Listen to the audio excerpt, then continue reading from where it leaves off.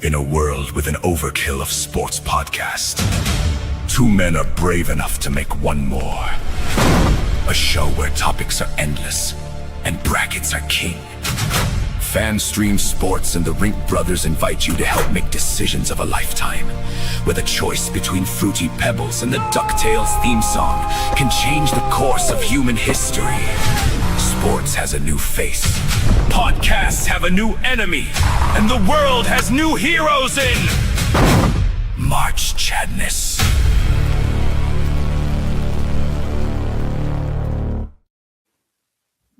It is March Chadness. We are your host from his basement, as always, my brother Nate, who always gets 12 hours sleep to maintain peak performance. From his house, Drew is back this week, and he advises to never date a girl with a dagger tattoo. From parts unknown, because I'm not in the studio either, and I'm not in my house, I am Chad, and I will never play cards against someone who has the same name as a city. Shout out Coach Finstock. Thanks for tuning in. Drew, welcome back. How was getting your daughter to college? Oh, it was great. It was just a really good weekend of a number of different events that they had there to kind of recognize the freshmen and get them used to being there. And we were excited to be a part of all of it. So it was very cool. Awesome. Did you cry? Is she excited? Have you talked to her since she's been there? Yeah, she was actually here home this weekend. Went to church with us this morning. So we did get to see her. She's doing okay. And I was a little emotional. Yeah. Awesome. Nate, how you doing?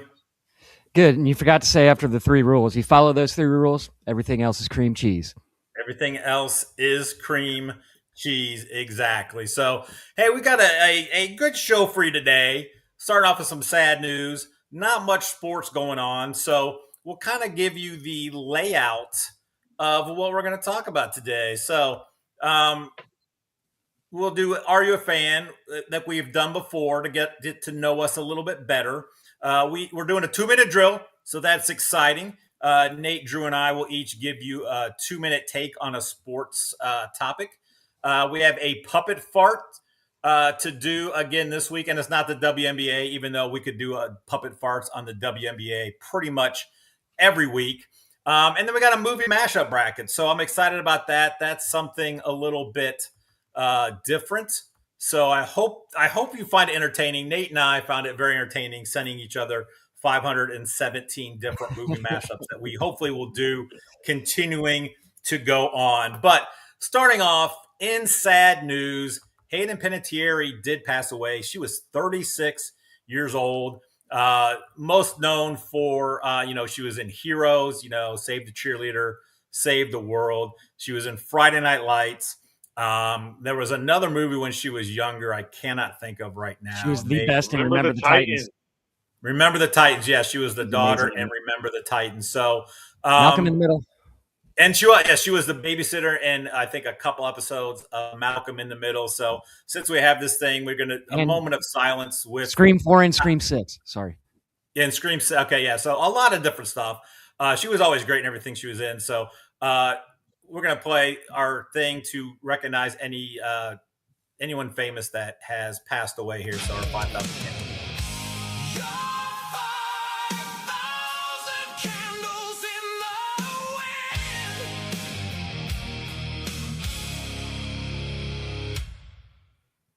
All right, so I think there may be something later on. We'll talk more about her. I don't know. I keep getting rumblings. There's going to be a special report later on in the show. So can we bring up that on Heroes? When she was on Heroes, she did often babysit MVP favorite and future friend of the podcast, Pete Crow Armstrong, because his parents were that was crazy that I did not know that she babysat him. But his mom, obviously, and I think Pete Crow Armstrong's dad was also an actor or in Hollywood. They were both on Heroes. Nuts.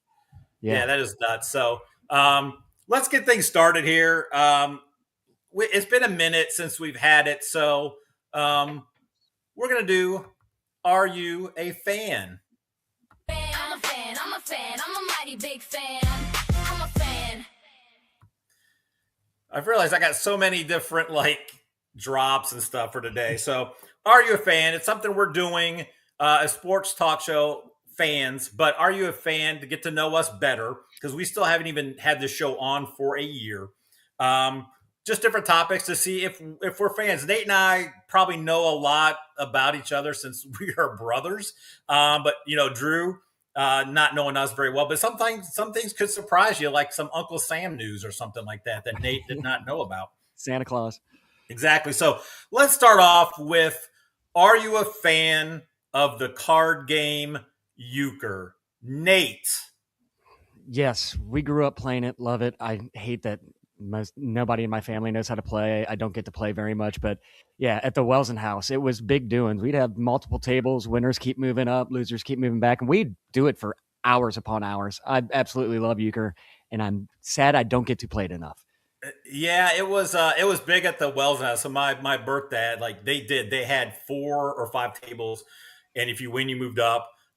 It got big time, especially after the Pabst Blue Ribbons were flowing Yeah. with all the uncles and grandparents and stuff. So as kids, I didn't really play it then, and I didn't really play it until I was in college, and a buddy of mine introduced it to me, and I absolutely love it as well. I think it may be my favorite game ever, not just card games. Again, I don't play it that much. My wife will play occasionally, but we haven't played it in a while. I think Adam has gotten into it now. Adam and Elena play it. So I'd like to get doing it again because I just miss it.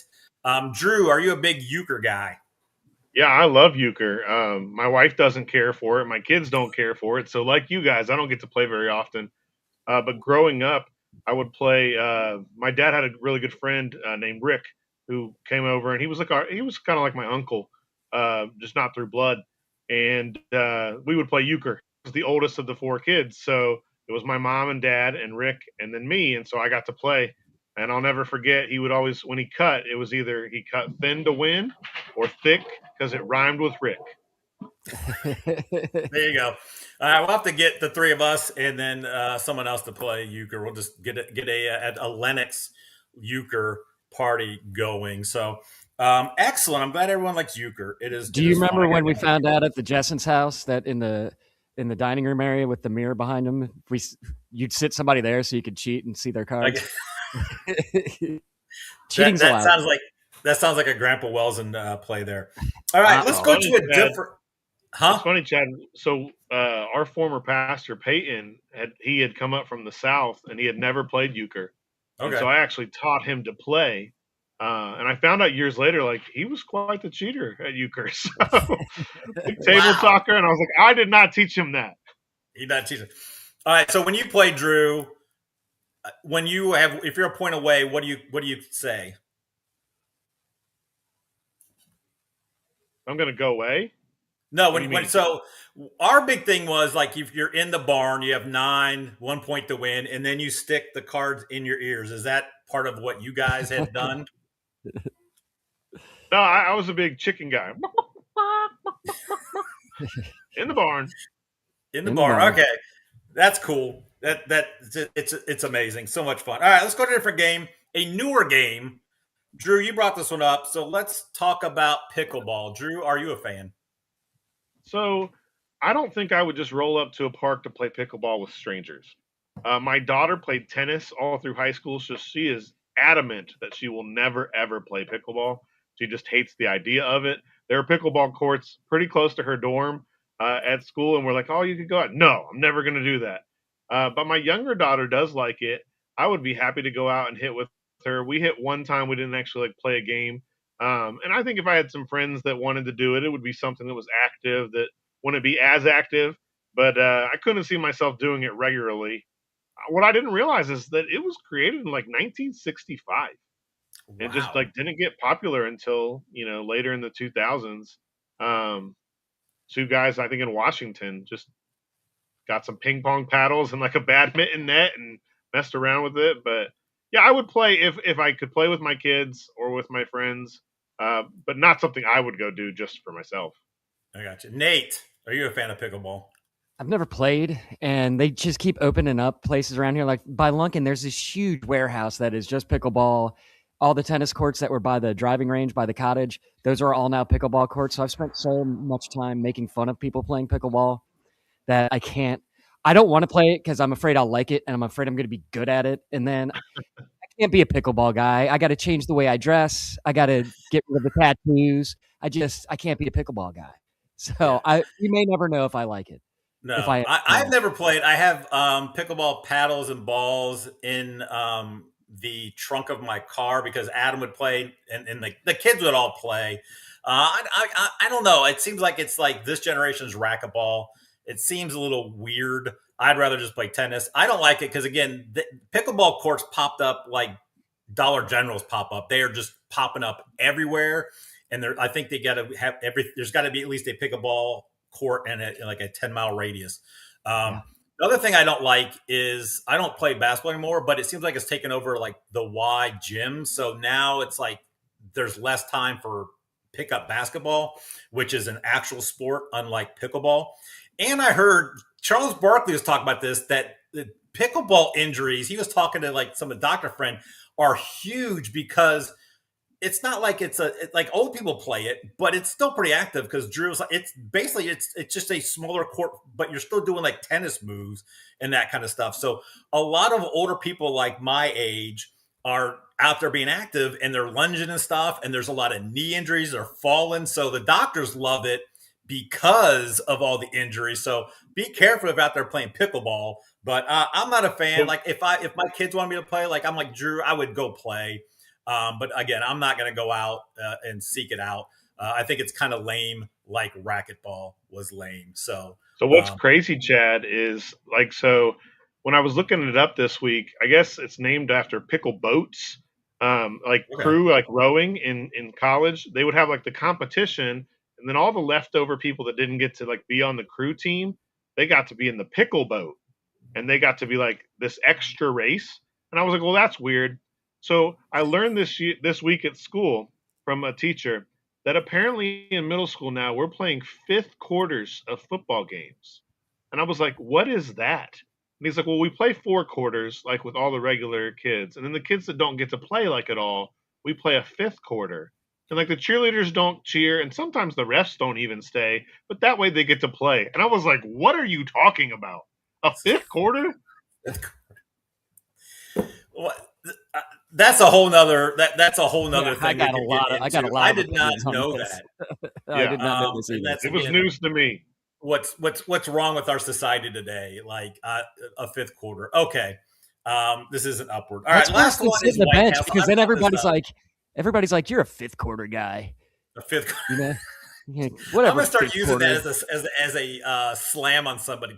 You're so fifth quarter. You're a fifth quarter guy. So I brought up White Castles. I love White Castles. They're so good. I have not had White Castles for a long time because of what it does to my insides. And my wife's like, you are not allowed to be having White Castles and come into the house anymore. So I don't think I've had a White Castle in probably like 15 to 20 years. I loved it. There's great stories of Dave and I going and getting each a 10 case of White Castles. Dave finished his. I finished 9. There was one left. I didn't want to be that guy that couldn't finish it. And I'm like, man, I don't know if I can do it. And luckily, Dave's dog, Bob, was this little dog, came up and grabbed the White Castle off my plate. So I've loved Bob since then. So he saved me from having the defeat. And then we decided one time we were playing some video game, wanted to get something to eat, went to White Castle. We each got 5. And then I don't know why we thought, and White Castles to Dave's house is maybe a 5 to 7 minute drive, if we could eat all the White Castles before we got back to his house. So I'm shoving White Castles in his mouth while I'm eating it. And we did it, and we were all excited. And then we got back inside. I was like, well, that was kind of dumb because we ate them all so quick. And so I love White Castles. They're the perfect size, everything about it. So Nate, I'm pretty sure you're a White Castle guy. Yeah, I had some last night. There was the horseshoe tournament at the cottage last night, and that's what they had. So I was eating White Castles last night. Yeah, they don't do to me what they do to Aiden. We've pretty much banned Aiden from having them because it's rough for like that's why I can't. A good day. It's like you need to be in the other room for a while. But yeah, I love me some White Castle, and I love the onion chips. Those things are awesome. And the White Castle fries no longer only come in one size, which is nice. And they do have good breakfast. I don't know if you've had the breakfast sandwiches, but they're good. I'm not. No, I don't think they had breakfast the last time I was allowed to have White Castle. So, Drew, do you like White Castle? You know, if we were at a thing and you got White Castles, I would eat some for sure. I can't imagine. I can't think of a time in my life that I ever went to White Castle for White Castle. Like I've had it if someone got it. And in Grove City, the White Castle is right next to the Roosters. And so I'm like, if I'm going to drive over there, I'm just driving to the next parking lot. I'm going to have some Roosters.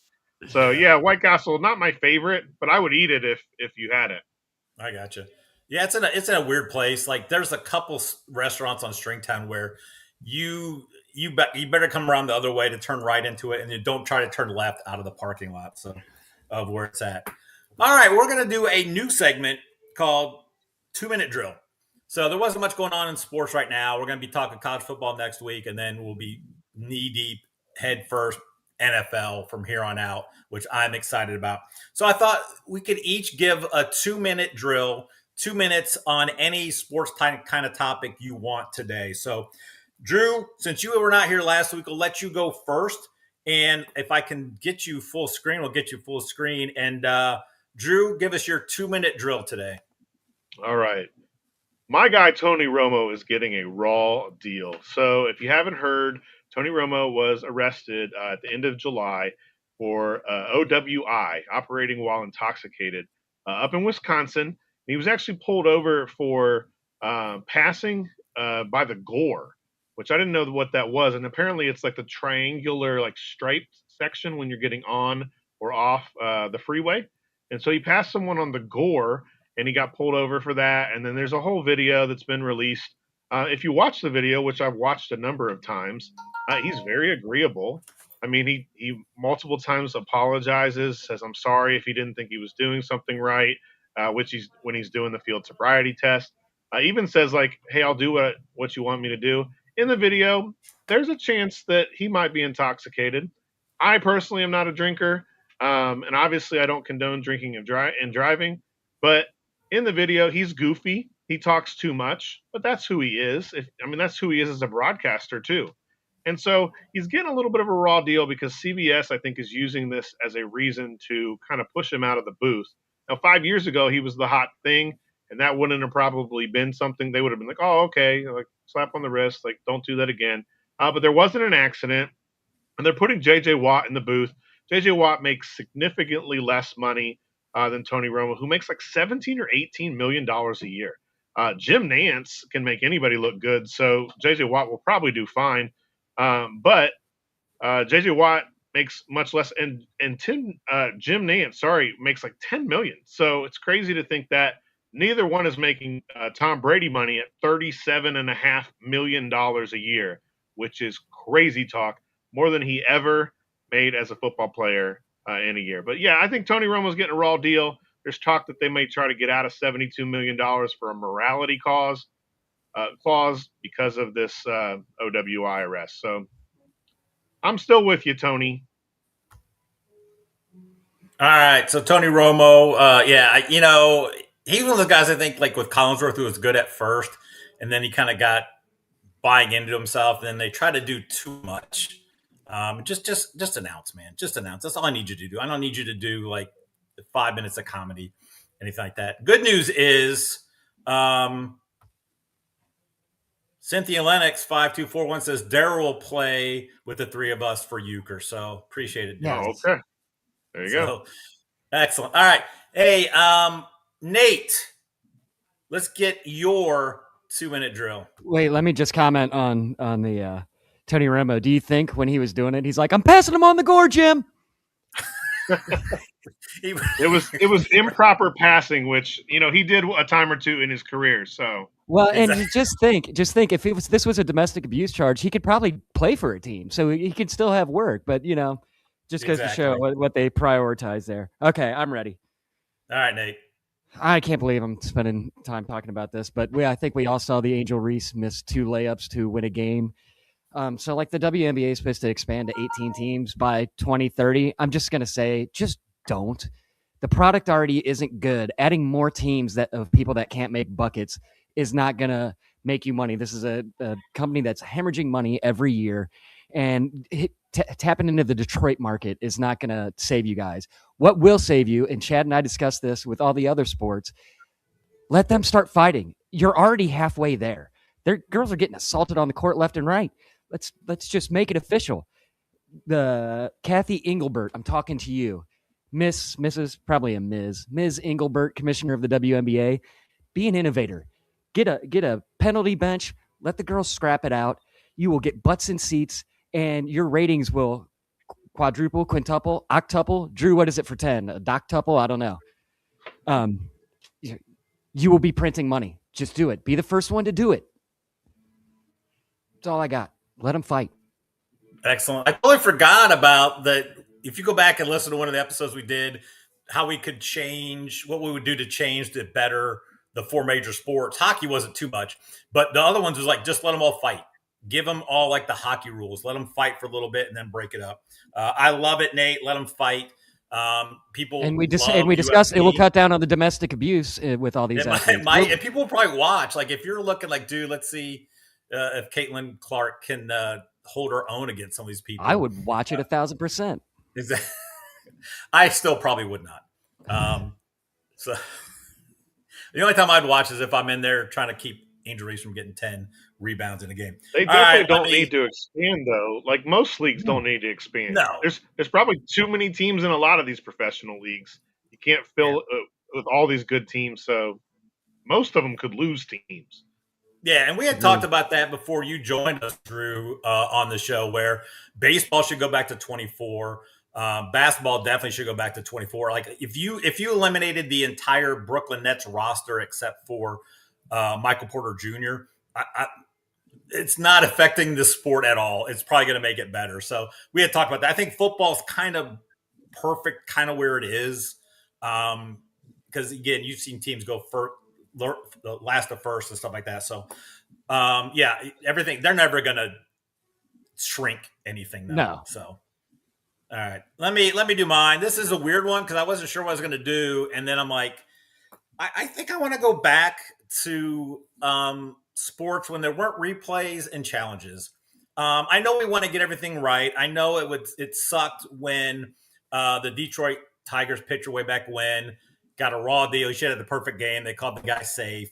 I know the what started it all then too was the Rams Saints no call on the obvious and blatant pass interference call. But I kind of like, I just would like stuff to just happen. We're going to get to the point where there's going to be like a called third strike. A team thinks they win the World Series, and then the challenge goes, and it's going to be a ball, and then the other team wins it. It's going to be crazy. Or someone's going to call a ball the other way, and then they challenge, and then you're waiting for a few seconds to watch the thing, and then the challenge comes up, they win. Basketball is ridiculous. Under 2 minutes was bad enough in basketball as it was, but now it's like, oh, did it go off his finger? Let's review it. And then the team, like, if you're going to review it, the teams can't have another timeout, basically. And then you're 2 minutes watching like every angle. Oh, it came off his finger. Just play the games. Just play the games. And then, because what we're missing in sports talk is being able to be mad about how a ref screwed a team over. That's what we're missing with these challenges and stuff. Everything is so perfect now that we can't do it. But I'm just tired of it because the flow of the game is bad. And it just, read the challenge flag, just all of it, just play. Refs are going to screw up. That's why we kind of love the sports, I think, so we can yell at refs and be mad at refs. I just kind of want all that stuff to go away. And let's just get back to where the human error of the officiating is just part of the game. And you deal with it. So that's kind of where I'm at. I don't know why. Call me an unk, but I don't know. I'm kind of tired of it at this point. Yeah, I'll never forget the joy I felt when Dez caught that ball against the Packers, and then they reviewed it. Said he didn't catch it. He caught the ball. Right. Exactly. Because now it's like slow, like, again, and then you get mad at the refs for getting it wrong. It's like, well, they're not there looking at 9 different angles in slow-mo frame, and then like, oh, this blade of grass, you can't see the white. Like it's just, let's just go back to just let them play on that. All right, and speaking of kind of ridiculous stuff, we haven't done this in a while, and I'm excited because this is the first time we get to review the new thumbnail. Here it is. Enjoy it, all of you watching online. Why did it not pop up? Can we get the puppet farts? Listen, this is I don't know why the puppet fart's not coming up. We'll play the I puppet see farts it. music. It's up on our Oh, screen. there we go. It's on my screen now. All right, let's do some puppet farts. It's time to use some logic. It's time to set things right. It's time to drop some knowledge on these puppet farts tonight.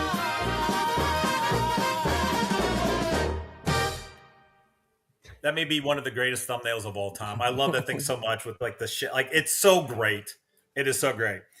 We could all weigh in on this because I had seen where, and I sent it to you guys. My wife sent it to me. It's like, is this as stupid as I think it is?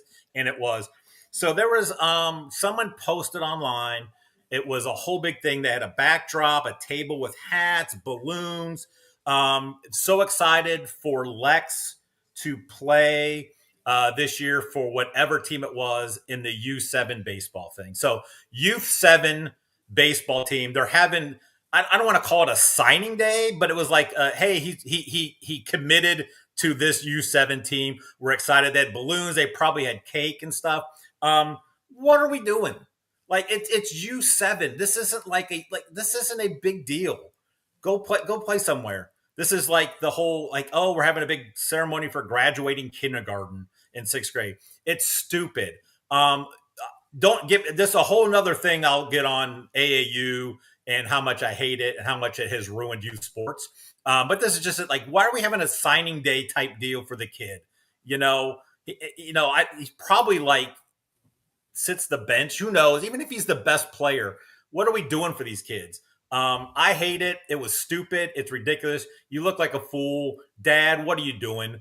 He looks like he's probably a coach and thinks his kid's going to end up being like the next Paul Skeens or something like that. Nate, are you a big fan of the youth sports signing day for kids that don't even have hair on their legs? No, it's ridiculous. And it's basically, I feel bad because it's like, they're basically celebrating the end of their kid's childhood because travel ball is just going to consume them. It's like, childhood's gone. Remember this moment.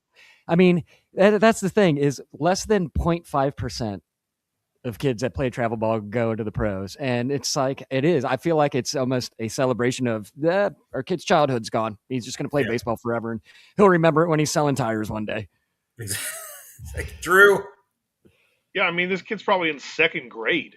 Like, who's excited about a 2nd grader in their sports? Unless you've like developed and you're just like the most amazing athlete, you're bigger than everybody else. Like, you're in 2nd grade. By the time you get to high school, you may not even be on the team, depending on how you develop. If you grow, if other people grow, if you throw out your arm because you've been doing this since you were 7 years old. Like, right? Yeah, 2nd graders. Who's going after a 7-year-old? Exactly. And it's probably one of 3 different U7 teams he's going to play on for the year too. So we have one for each of those. It's stupid. The youth sports is just out of control.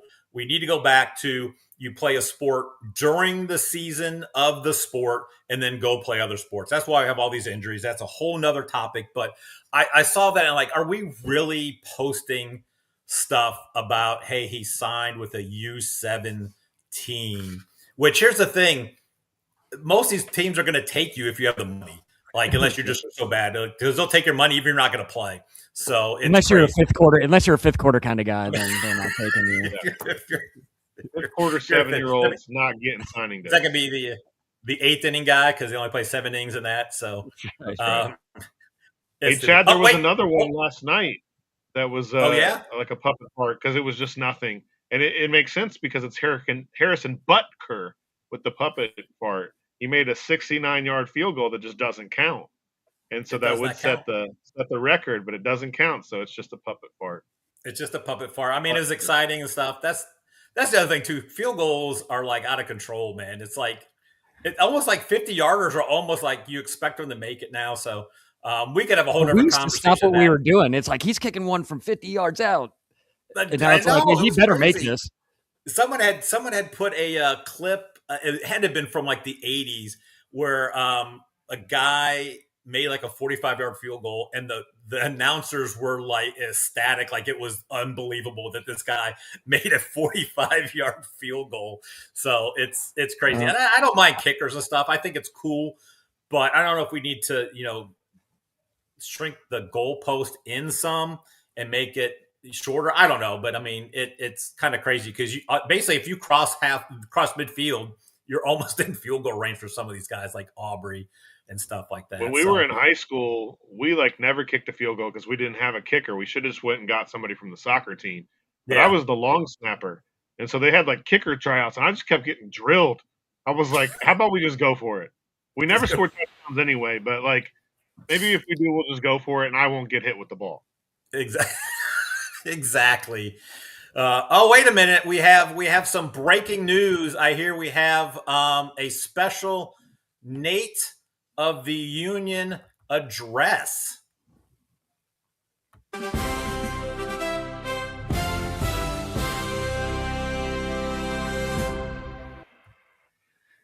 All right, Nate. Yes. By the way, at Miller Edits said, imagine if the Butker would have been not 69, but 67 yards. I'd throw that out there.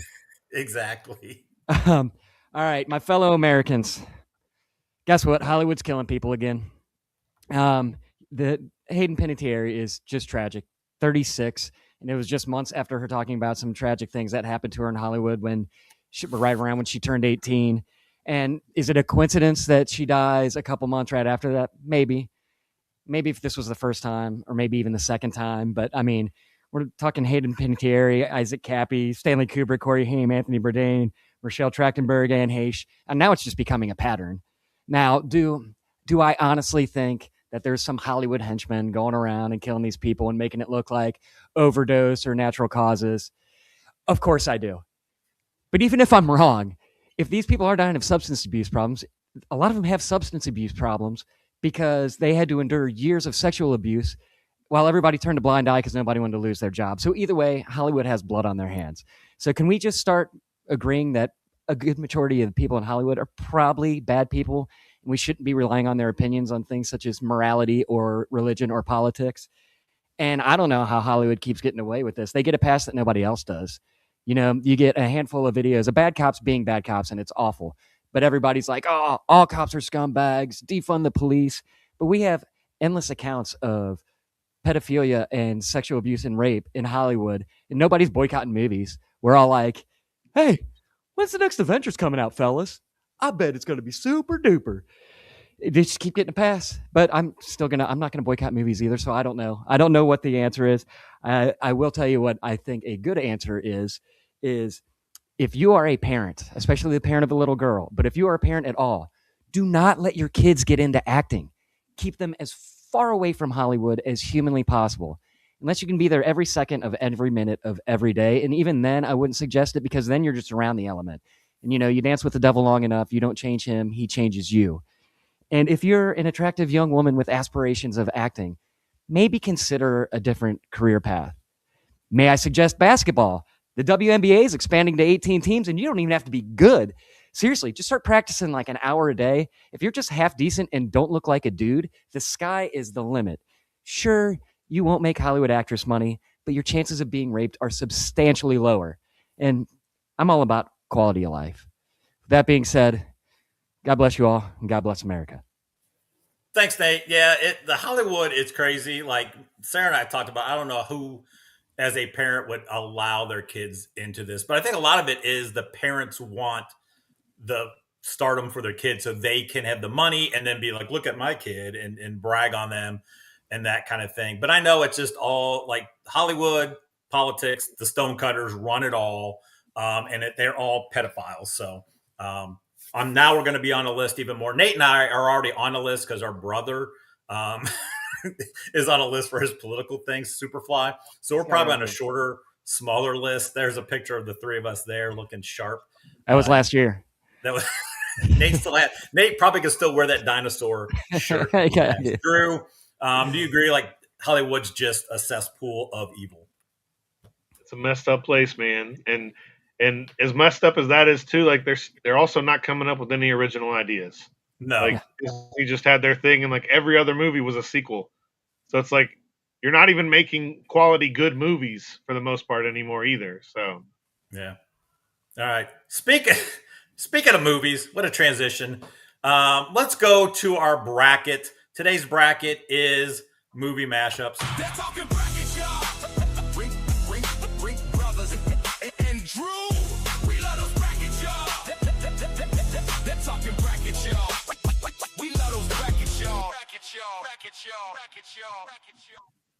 All right, so the movie mashup. I saw someone talk about like mashing up two movies, and it didn't do like what we're doing, but it was kind of a fun idea. I'm like, ooh, this could be something for the show.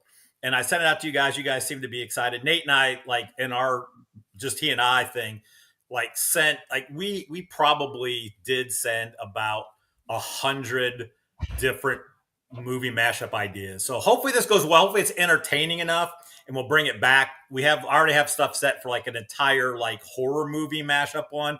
I think I've got like one side of the bracket could just be like Dirty Harry ones. So if you want to know what a movie mashup is, this is the thing. So it's taking two movies and taking their titles and mashing them up. So like Schindler's Bucket List, you've got Schindler's List and Bucket List, and it made a movie Schindler's Bucket List. And because I love Chat GPT and I love doing these things, I made a movie poster on it. Same thing with There Will Be Blood Sport. So that's kind of the idea of what we are doing today. And so we have 16. We're just going to do 16 of them because if it goes well, we just want to do stuff. Plus, I've got little blurbs of what the plot of these new movies are going to be. So I'm excited. I know Nate's excited. Drew, are you excited? Or are you a little nervous? I live in a state of excitement, Chad. Obviously. Miller Edits is really excited. He cannot stop. Miller Edits is Chad, excited. he's just going nuts. Miller Edits is on the comments. So, yeah, my wife actually sent me a screenshot of that too. She's like, "What is this?" Who did? My wife sent me a screenshot of all the comments. About the movie mashups? No, your boys are going to town right now. And Miller Edits, oh yeah, they're going crazy. Miller Edits is the best. Go check out Miller Edits. All right, so let's start off. Number 1 and 16 against each other. So I'm going to pull the thumbnail up for the matchup. We're just going to do this for the first round, and then we'll talk about them afterwards. I'm not going to read it every single time. So the 1-16 matchup in the movie matchup. The number 1 seed, the Breakfast Fight Club, versus the 16 seed, My Left Foot Loose. So let's see what these movies are about. Breakfast Fight Club. 5 high school students serving Saturday detention discover their school's basement is home to a secret underground fight club where students beat each other senseless to escape the pressures of teenage life. As the punches fly, the brain, the athlete, the basket case, the princess, and the criminal realize the club's mysterious leader may be one of them. And the first rule of Breakfast Fight Club is you don't talk about detention. It is going up against My Left Foot Loose, which is a determined young man with cerebral palsy discovers that while he may only control his left foot, he still wants to dance. Along with a mysterious teenager who rolled into town, they challenge a ban on dancing, using his left foot to dance his own unique way, and Ren's rebellious spirit, they inspire the whole town to cut loose. All right. Nate, let's start with you. Thoughts on these movies? Would you see either of these movies? Kevin Bacon's in My Left Footloose, so I'm going just for Kevin Bacon. Although I don't think I would like it as much as Breakfast Fight Club. And who you think who you wouldn't want to fight in Breakfast Fight Club? You think it would be John Bender, but it's not. It's Andrew Clark. Because Andrew Clark will tape your butt cheeks together, and nobody wants that. You're going with Kevin Bacon because of your love of Kevin Bacon so much? I am not. I will go see it in the movies, but I'm gonna. I got you. I think I would enjoy Breakfast Fight Club much more. I got you, Drew. Listen, Daniel Day-Lewis is good in everything. I mean, he's the only actor to win 3 Best Actor Oscars, and so he would be excellent. I would like to see Nate's dog in the movie as well, Kevin Bacon. Agreed. But I agree. It's Andrew Clark in Fight Club. 2 hits, right? Me hitting you, you hitting the floor. He's the one you don't want to go up against. So yeah, it's Breakfast Fight Club. Mess with the bull, you get the horns. That's right. Exactly. I'm with you. It's Breakfast Fight Club. I think you put any movie in a Fight Club scene, it's going to be an awesome. You put any Muppet movie as a Fight Club, it's going to be great. I think Fight Club is just a great one to add in there. So all right. Breakfast Fight Club moves on. It'll go against the winner of the 8-9 matchup of Office Space Jam and Tommy Boy in the Hood. So let's hear what these movies are about. Office Space Jam. When disgruntled office worker Pete Gibbons discovers that his soul-crushing software company is being threatened by cartoon aliens, he and his co-workers are forced to settle the dispute on the basketball court. With the Looney Tunes joining the team, Peter must defeat the Monstars, avoid Lumbergh, save Initech, and finally destroy that darn printer. Going up against Tommy Boy in the Hood. After inheriting his late father's struggling auto parts company, lovable screw-up Tommy Callahan hits the road through South Central Los Angeles trying to save the family business one disastrous sales pitch at a time. Along the way, Tommy and his uptight partner Richard get caught between neighborhood violence and corporate sabotage, forcing Tommy to prove that sometimes it takes a Tommy Boy in the Hood to bring everyone together. Drew, let's start with you. Have you seen both Office Space and Tommy Boy? I think the answer is probably yes. Absolutely, I have. Absolutely. And for me, I would go with the Tommy Boy in the Hood. I think he rolls up with David Spade as Richard, and they run into Ice Cube, and they run into Lawrence Fishburne, and run into Cuba, and Tommy's like, "What's up, my brothers? Brothers don't shake hands. Brothers got a hug." Yes! And he gets a very different response, I think. But he's like, "Don't shoot me here or here so much, but maybe shoot me here." Like,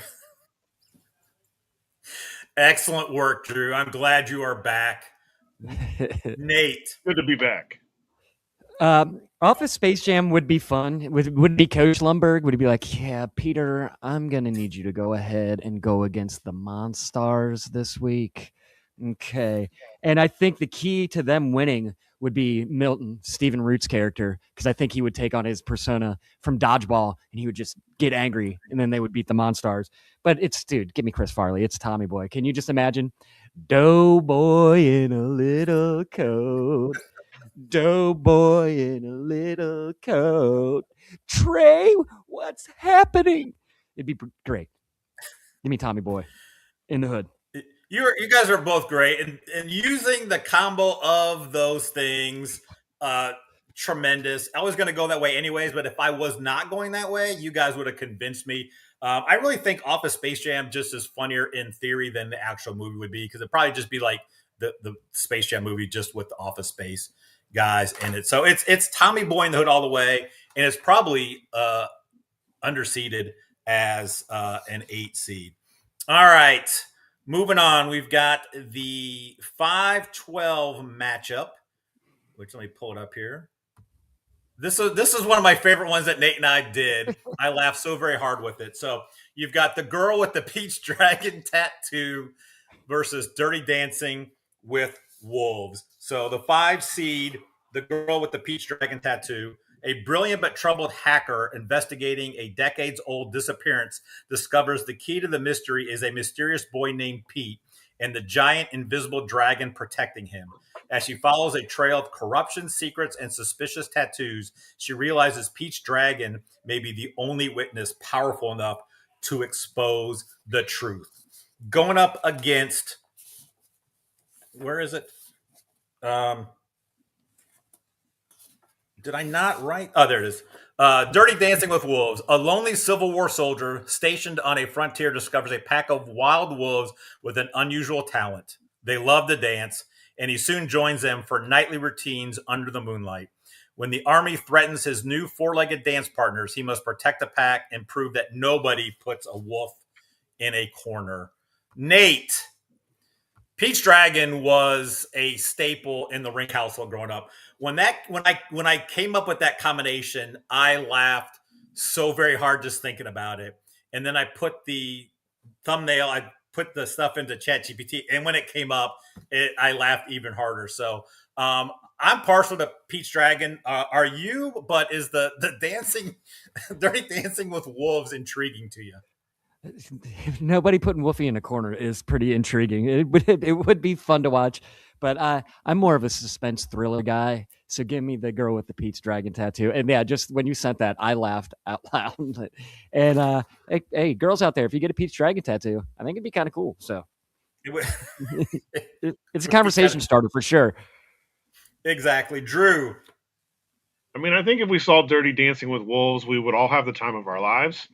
But I think it's the girl with the Pete's Dragon tattoo. But I hope that they cast Pete Davidson as the Pete, and there's not an actual invisible dragon. He's just hallucinating the whole time that there is a dragon, and there's not actually one. So I would go with that.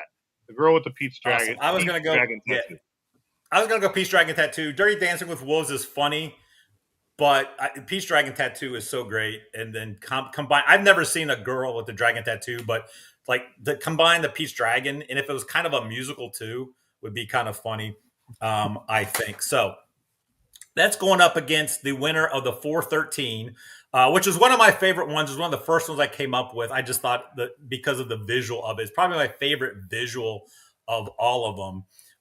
It is Rain Man of Steel versus Free Willy Wonka and the Chocolate Factory. So, Rain Man of Steel, an autistic Superman struggles to understand both his incredible powers and the confusing social rules of the human world. When Lex Luthor threatens Earth, Clark must rely on his exceptional memory, attention to detail, and X-ray vision to become the unlikely hero humanity needs while helping stepbrother Charlie cheat at cards.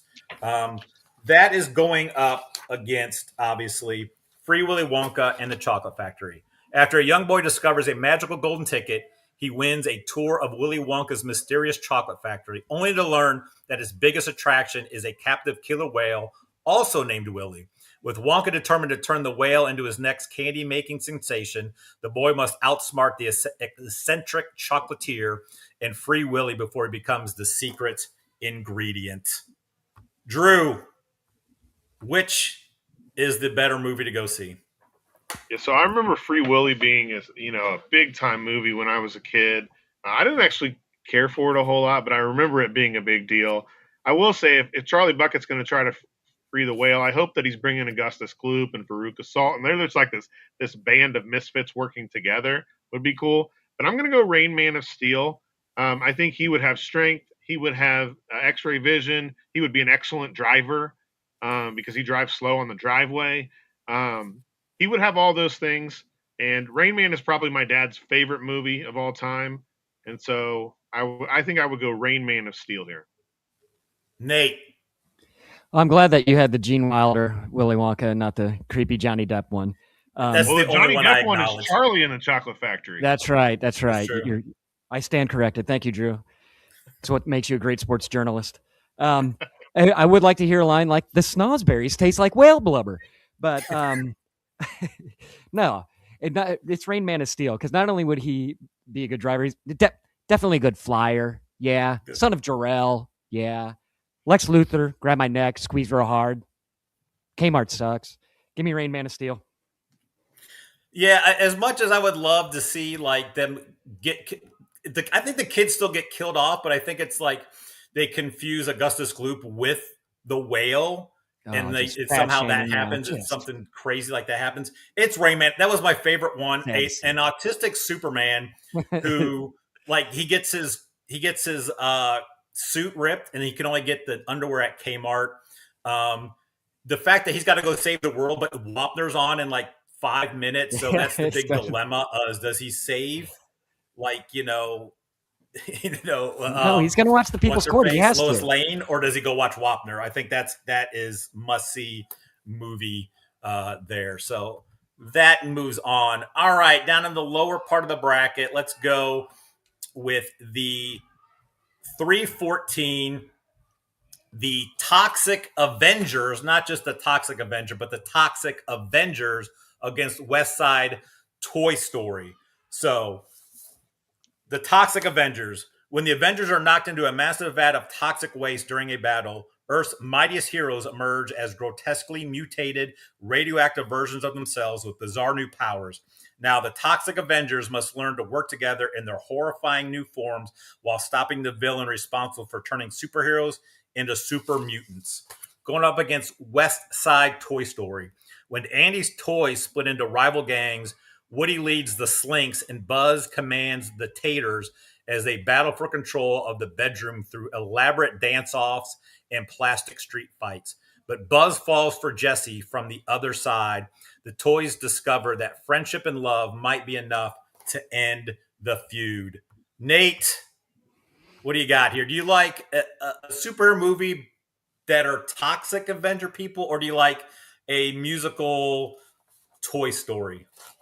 The musical Toy Story would be fun, but the Toxic Avengers, the only way I want it to happen, we don't do any of the CGI or make it look good. You do it like the old Trauma film, the Toxic Avenger, really low budget, bad acting, bad makeup job. They're wearing like Kmart style Avengers costumes. Like it would just so bad that it would be enjoyable.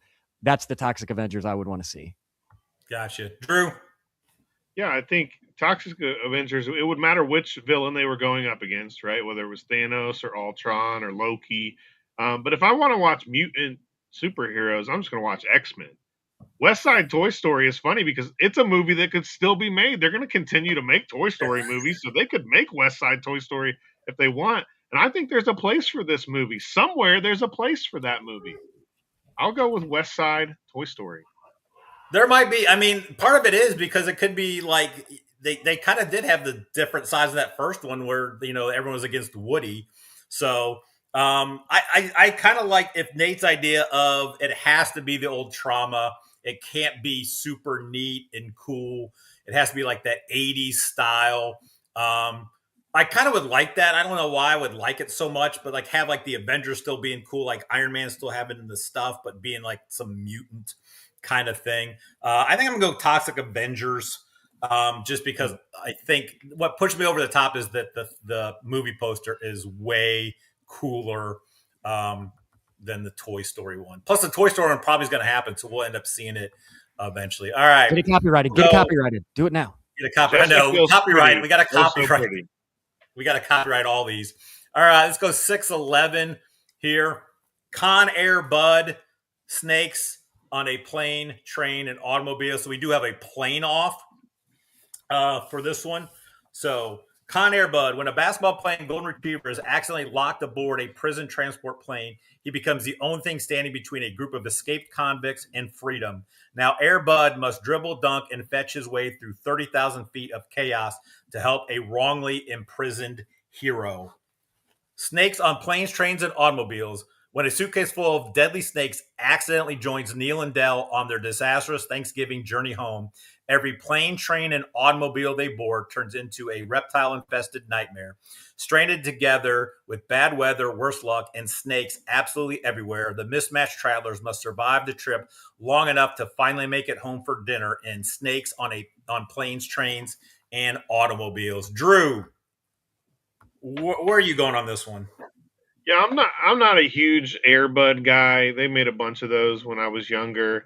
I think Nick Cage might spend just too much time trying to study the dog, like really trying to get into the mind of the dog. Con Air is a great movie. I was hoping that Snakes on a Plane, Train, and Automobile would go against Free Willy Wonka so we could have a candy off. But anything with John Candy, I see what I you think did. that they should keep the shower rings though. He should still have the shower rings. The snakes can just kind of go between them. And I would really look forward to the speech. Like, I like me, the snakes like me, and just go from there. So I'm going with Snakes on a Plane, Train, and Automobile. Nate. So is Air Bud Nick Cage's dog in the movie? It could be anybody's dog. All right, because I do want to hear him just be like, Air Bud, I need you to take this basketball and dunk it in the face of Cyrus the Virus. Now let's go. But it's Snakes on Planes, Trains, and Automobiles. Can we have Samuel Jackson? As much as I love Steve Martin, I love him. Can we have Samuel Jackson in the Neil Page part? Because can you imagine him in the F-bomb scene? You can start by webbing that F and smile off your rosy F and cheeks. Or when they've realized they've been robbed, he's like, we've been robbed. And he'd be like, look at the big brain on Dale. I do like that. As much as I love Steve Martin, like Samuel L. in that role would be great. Plus, I want to hear the whole there's a snake between two pillows. That's not a snake. How about the Bears?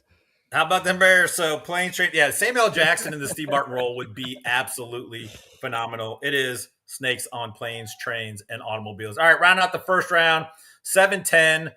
This is, I think, the one that we've kind of agreed on everything right now. This one I think we could split on, but we'll see with the 7-10. It is, there we go. Fast Times at Ridgemont High School Musical versus Pee-wee's Big Adventure in Babysitting. So, at Ridgemont High, a group of teens juggle first jobs, dating disasters, and growing up while inexplicably breaking into perfectly choreographed musical numbers whenever the drama gets too intense. When the big school musical threatens to divide the jocks, stoners, and popular kids, Spicoli and the gang must get their heads in the game. And Pee-wee's Big Adventure in Babysitting. When Pee-wee Herman agrees to babysit for the night, a simple trip into the city turns into a bizarre adventure involving cars, thieves, gangsters, rooftop chases, and a desperate search for his missing bicycle. With a group of kids in tow, Pee-wee must survive the craziest night of his life and get everyone home before their parents return. Nate. Is there going to be a Phoebe Cates number in the Fast Times at Ridgemont High School musical? Because that might persuade me. I still can't hear Moving in Stereo without getting a little Norwegian Wood. But I think making Fast Times a musical would just ruin Fast Times at Ridgemont High for me. And Pee-wee's Big Adventure and Babysitting, it combines two of the greatest underrated 80s movies.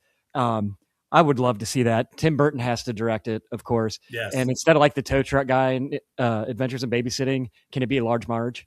It'll be Large Marge. Yeah, Large Marge has to be in it instead of the tow truck guy who's like Thor. It'd just be Large Marge. Yeah. Drew, I want Pee-wee.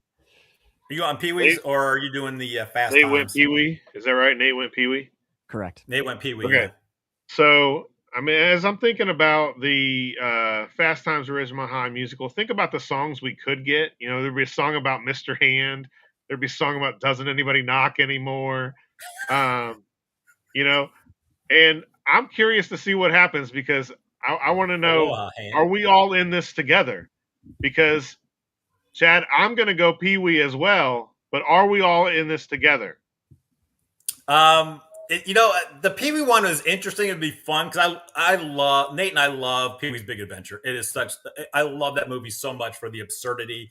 Dave and I will always be like, Nate, sometimes, if you have something to share with the rest of us, amazing, Larry. Amazing. I was gonna go Fast Times. I like the songs and just having that as a musical would be kind of funny. I think Pee-wee's would have been more just very similar to the original movie, which is fine because it's great. And I didn't care who won this one, so we are not all in this together. Yeah, and I zagged. I got my Beastie Boys Spicoli van shirt on that says Aloha Mr. Hand on it, and I went against the movie. Sorry. That's all right. It's fine. It's good. So Pee-wee's Big Adventure in Babysitting moves on. Final one in the first round. The 2 versus the 5. This is actually probably my favorite movie poster of all of them. Even more than Rain Man. Rain Man one's cool. This one is just phenomenal. When Nate sent it to me, I was in the car. I was laughing so hard. It's the number 2 seed is Mighty Joe Dirt going up against Planet of Gilbert Grape. So yes, it is an ape off. So let's see what these movies are about. Joe Dirt, a mullet sporting gorilla abandoned by his family as a baby, travels across America in search of the parents who left him behind at the Columbus Zoo. Along the way, the lovable ape encounters bizarre characters, gets into ridiculous trouble, and discovers that sometimes the family you're looking for has been there all along. And it is going up against Planet of the Gilbert Grapes. After crash landing on a mysterious planet, trying to escape his family life, a severely disabled young boy discovers a terrifying world ruled entirely by intelligent apes who all look, dress, and act exactly like his brother, Gilbert, and Dr. Zaius. So, all the apes will be Gilbert, except Dr. Zaius has to be in it. Drew, do you have a lean either way in this matchup of apes? Yeah, I'm not sure I would want to see either one of these movies, to be honest. But I really struggle with the Planet of Gilbert Grapes because I feel like this one's a little bit more of a stretch, whereas a lot of these are a nice before and after with the work. With the words, we've got Planet of the Apes and What's Eating Gilbert Grape. Like it's a weird title to me. Whereas it's not like Rain Man of Steel. Is young Charlize Theron going to be in Mighty Joe Young? I mean, I think I'm going to go Mighty Joe Young. Deer You go Mighty Joe Dirt. Mighty Joe Dirt. Yeah, sorry, Mighty Joe Dirt. Nate. Yeah, give me a gorilla with a mullet going, you're going to stand there owning a fireworks stand and tell me you ain't got no gut busters, no crap flappers, honky ladders, whisker biscuits, Husker doos, Husker don'ts, cherry bombs, nipsidazers, with or without the scooter stick, or one single whistling kitty chaser. It's Mighty Joe Dirt. By the way, I do that anytime we drive by a fireworks stand, so I have it committed to memory. Yeah, the Planet of the Gilbert Grapes is just one of those one of those cheesy ones. I just like, I would throw it in there because I don't want to put all the. We have some pretty good movie mashups later on. I didn't want to put all these great ones in here, so it's Mighty Joe Dirt. Just I just want to see Joe Dirt as a gorilla. It could be the exact same movie, just with gorillas playing every part. Yeah, I am all for that, and I would tune in for that. All right, so let's go back around. We're not going to show the thumbnails anymore. So we have Breakfast Fight Club versus I put like abbreviations on these, and now I'm not like Tommy Boy in the Hood. So Breakfast Fight Club, Tommy Boy in the Hood. Drew, where you at? Oh, this one's tough because these are good movies. Breakfast Club and Tommy Boy are probably my brother's two favorite movies of all time. I love Chris Farley so much, but I think there's just so much to be had with the Breakfast Fight Club. I think some of the same iconic lines can be in there. Like, I hear in the basement there's a ruckus. Can you describe the ruckus? Like, we don't know what it is down there. I think I'm going to go Breakfast Fight Club. Gotcha. All right, Nate. Is Simple Minds doing the theme song for the Breakfast Fight Club? You know, don't you talk about Fight Club? It'd be catchy, but no. Give me Chris Farley in the Hood. Come on. Yeah, this is a tough one because I think I think Breakfast Fight Club is the better movie. Although Tommy Boy in the like putting Tommy and Richard in the hood and that whole kind of thing, you know, having it be funny, but then also the drama of it is pretty great as well. This is tough for me. I think I want to go Breakfast Fight Club because if you want to throw in what the plot line said of like, who started the Fight Club, was it probably the janitor guy? Is one of the guys like playing like is just imagining it? Like the whole thing you can do with that with Fight Club and Breakfast Club. I think I like the intrigue of that. I would still go and watch Tommy Boy in the Hood several times because Chris Farley is amazing. All right, we've got the girl with the peach dragon tattoo versus the Rain Man of Steel. Nate, where you going? Oh, give me Rain Man of Steel all day. That'd be just. I love superhero movies, anyways, and to have Dustin Hoffman being my Superman. Yeah. I think, as long as it's shot mostly in Cincinnati, also, can we get a lot exactly. Of that just like Superman and Rain Man. Did you realize they that? both were? Yeah, it's like exactly. I'm going Rain Man of Steel. An autistic Superman played by Dustin Hoffman, and just the weirdness of all of that. That he would be getting on Lex Luthor's nerves. I think with some of the weirdness of it. I'm taking it too. So was that where you're going to, Drew? That's where I was going. Yep. All righty. We've got the Toxic Avengers versus Snakes on Planes, Trains, and Automobiles. Drew. I don't like snakes. I'm like Indiana Jones in the fact that it's like, why did it have to be snakes? And so as much as I love John Candy, whether it's Steve Martin or Samuel L. Jackson, like that movie would be so great, but the snakes would just creep me out and jump scare and things like that. So I'm going against that here, and I'm going to go girl with the peach dragon tattoo. You mean Toxic Avengers? Oh, sorry, Toxic Avengers. I got mixed up there. Right. I don't see the thumbnails anymore, so I got mixed up where we were. Exactly. So I'm going to go next so Nate can make a decision. I'm going to go Snakes on Planes, Trains, and Automobiles. I think Toxic Avengers, it looks cool.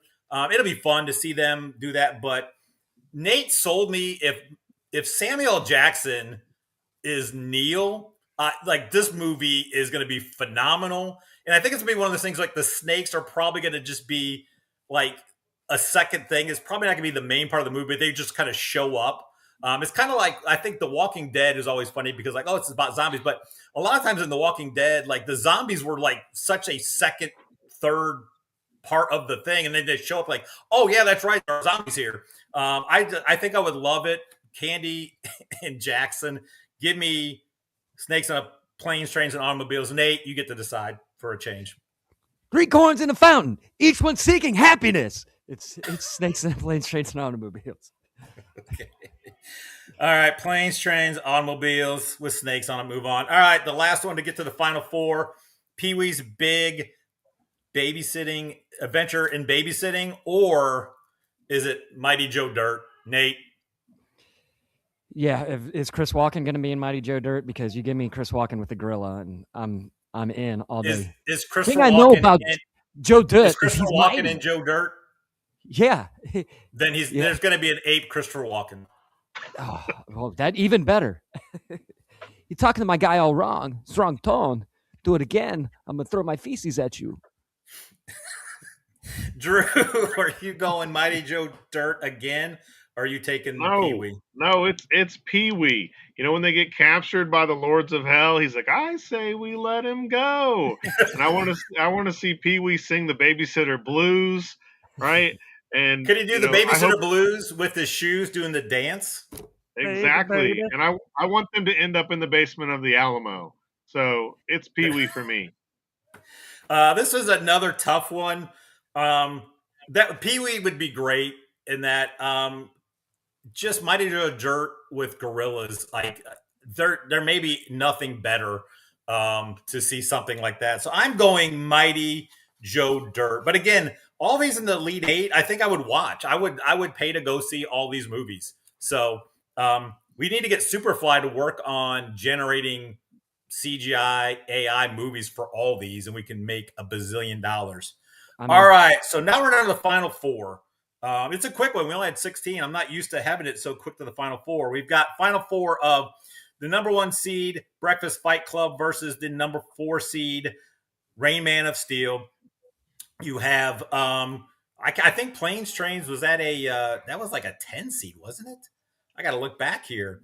No, it was an 11 seed Snakes on Planes, Trains, and Automobiles against the 2 seed Mighty Joe Dirt. So let's go. Breakfast Fight Club, Rain Man of Steel. This is a phenomenal matchup. Where are we going, Drew? I'm going to go Breakfast Fight Club. I think that there are more storylines to incorporate into that movie, whereas I feel like Rain Man of Steel would just be specifically focused, and it would be great. It really would. But I think you could have a bunch of different things. All 5 of those characters, right, if they were in the Fight Club, they could all have their own kind of move sets and things like that. Plus, I would love to see a third mashup, and when Bender at the end raises his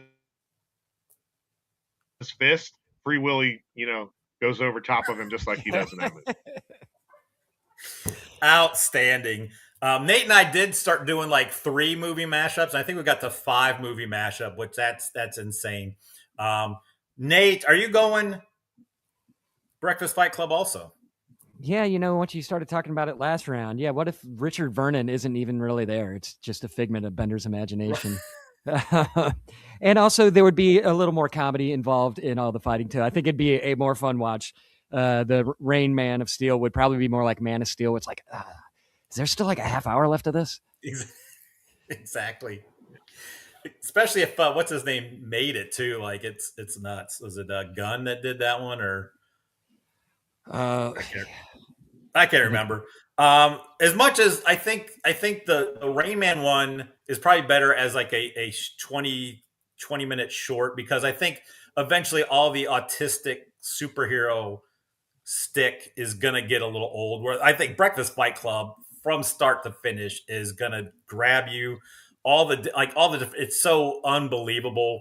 Probably Bob from Fight Club is in there too. Maybe make him the janitor. Meatloaf? It's Meatloaf. Meatloaf, exactly. So let's do Breakfast Fight Club goes on to the finals, and then it's going to go up against Snakes on Planes, Trains, and Automobiles or Mighty Joe Dirt. Drew, we knew you were against, I think, both these movies. Last one, is your fear of snakes still going to be there, and you're going to push Mighty Joe Dirt to the finals? I don't think so. I think that Mighty Joe Dirt, the Gorillas. I mean, it'd be funny for a couple of minutes. I don't know that I would laugh all the way through. And especially if the snakes aren't like a huge part of the thing, we get a lot of the same hijinks, and then snakes are also there. Like I said, just catch them in the shower rings. I'm gonna go snakes on planes, trains, and automobiles. Give me some John Candy. Gotcha, Nate. Yeah, I do like Joe Dirt a lot more than I should. When I found the Luol Dang jersey, I like to wear it just so I can go dang, and get my Joe Dirt out of my system.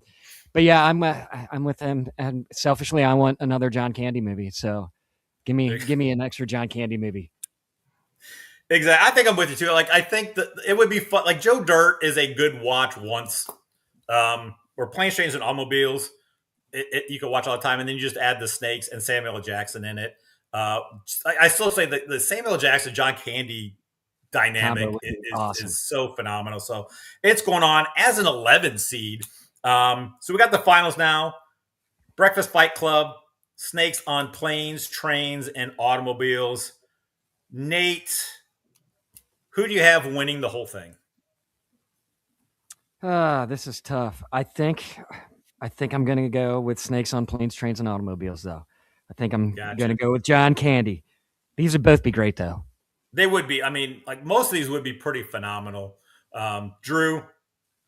Yeah, I think what's interesting here is I think the movie that drives the mashup for both of these, in fact, that for me, it would be Breakfast Club, and that would be Planes, Trains, and Automobiles. Those are two of the best movies of all time.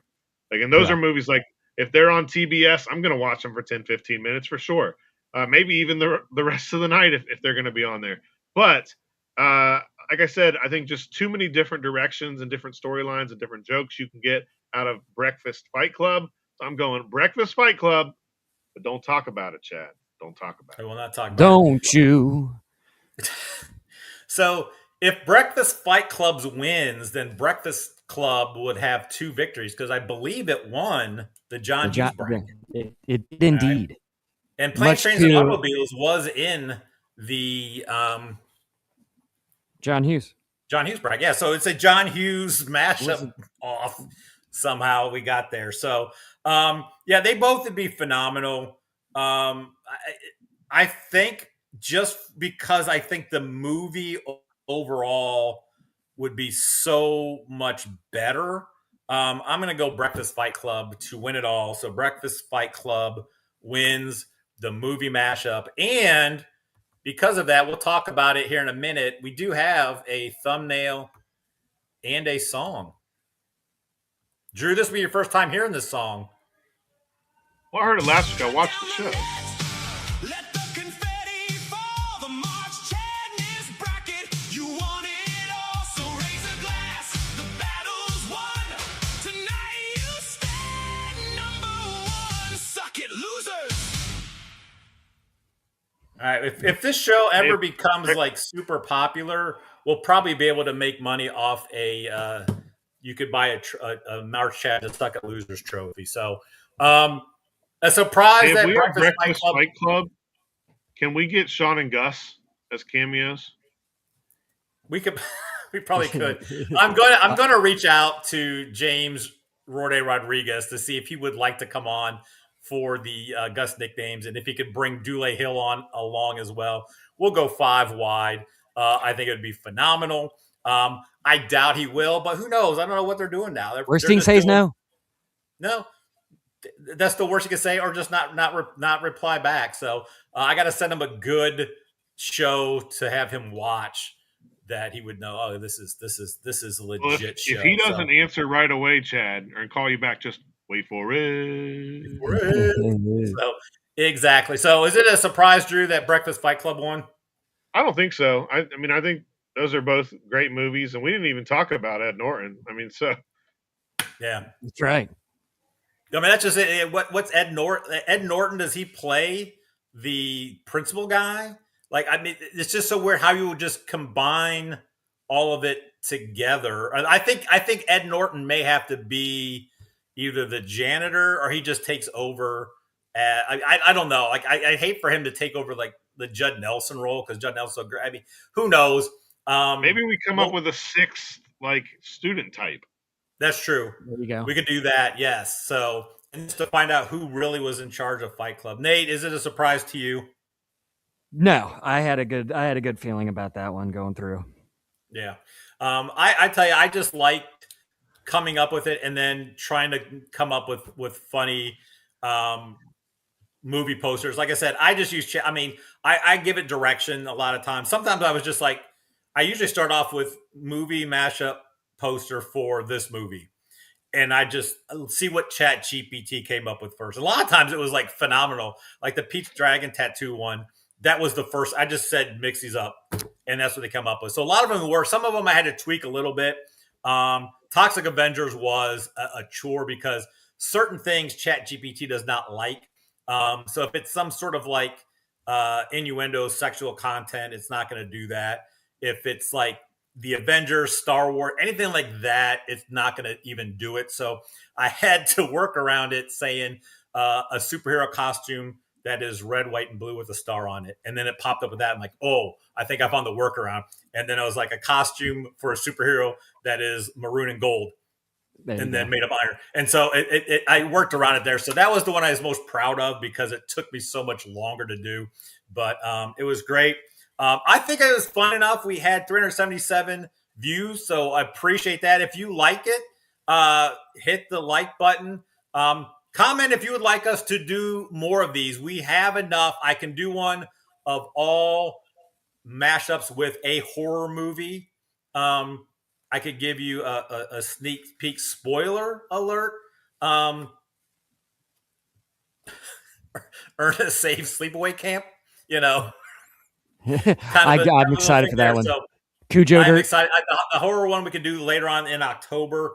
Although it would give us two mashups in the same No, we'll save that for the next one. champion bracket. So we'll do that some other time. So I liked it. It was good. Drew, you can always send us yours. I don't think you send us too much on that. I don't want to bother you while you're taking your daughter to school. I was like bombarding Nate. I'm like, he was on vacation. I'm like, hey, I apologize for this. He calls me like, no, this is the best. I was walking around Pigeon Forge and I just like another one would come to me. I'm like just texting Chad. It consumed my thoughts. I don't even think I paid attention to my family. Exactly. Yeah, between getting her to school and then that was my first full week of school. So that's right. My mind was in a lot of different places this week. But yeah, so that's good. So we're back at running backs next week. Yeah, so I'm excited because from here on out, sports talk is going to be huge. We're going to be talking top 25 college football. I may have a guy that has a vote on both the college top 25s for football and basketball to be able to come on the show. He used to be part of FanStream Sports, so I might be able to get him on, talk about his vote, what he thinks about the upcoming college football season. So we'll be talking college football big time next week. We will look ahead to the NFL, and then we'll be full-fledged NFL and college football is all we're going to be talking about. With the NFL, a lot we're going to do. We will preview each week. So we'll be coming on before Sundays. We need to figure out what time and days we're going to do that. We may record and do it to drop it on Saturday, but because we're going to have Nate, Drew, and I are going to pick 5 games a week.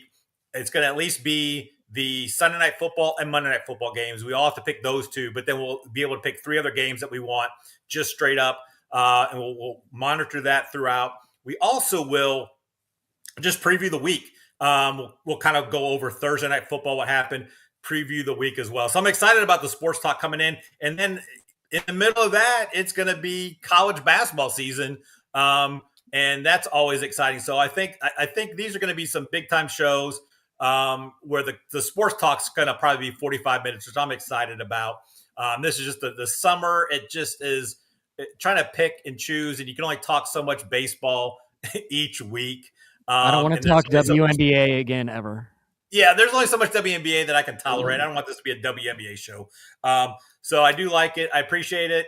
You guys zigging and zagging that we could not be in studio this week. So My son had to go get surgery on his leg. He got it pinned at work. He had a rod put in. So helping out here a little bit today with some of the stuff that he needs and everything like that. So Drew, glad to have you back. We will do, the upcoming, what it looks like the next 4 weeks for the bracket. Looks like we will do the best NFL running backs of all time. Nate and I did the quarterback one earlier in the shows. They were going to do cookout foods because we will be coming up on Labor Day weekend. I will be down in Cincinnati on Labor Day weekend, like I always am, hanging out with Nate and his fam. Labor Day Liam. Comic book characters after that, the best comic book characters, and then movie soundtrack songs. So songs from movie soundtracks. We could figure out which one is the best. So you guys start thinking about that, putting your list together, and we'll get that done. Nate, always great talking to you. I'll see you here in a couple weeks. Drew, glad to have you back. Sorry I missed you at church. Welcome back, Drew. Today. Good to be back. It is. And it'll be interesting with the NFL running backs, whether or not our own biases come into play, because there's a pretty good Cowboy and a pretty good Bear out there. Don't even bring Emmitt Smith up in this. He's that is going to be. Well, he's talking Herschel Walker, right? I mean, he led to a lot of success for the Cowboys. So it's going to be Marion Barber the third. Barbarian. Exactly. Hey, thanks a lot for watching, everybody. Tune in every week for our show. Appreciate everybody that is watching it. If I get this thumbnail up, is that thumbnail up? My computer is weird and running slow. Is that thumbnail up? It is. Yes. Excellent. All right. Come on, computer. It's wanting me to buy stuff. All right. Thanks, everybody, for watching. Tune in next week. We're here every week, hopefully forever. Appreciate everybody, and we will see you next time.